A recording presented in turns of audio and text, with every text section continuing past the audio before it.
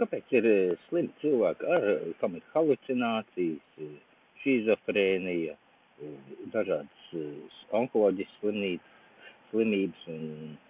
Tas ir tāpēc, ka viņu prātos nav ienācis Dievs.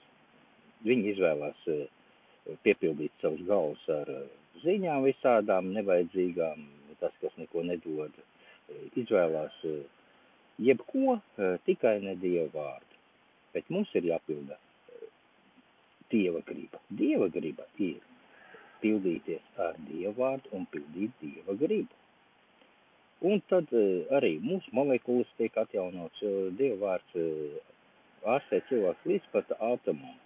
Līdz pat ātomam tiek izārstēts un atjaunojas tad arī šūnas, slimības pazūd.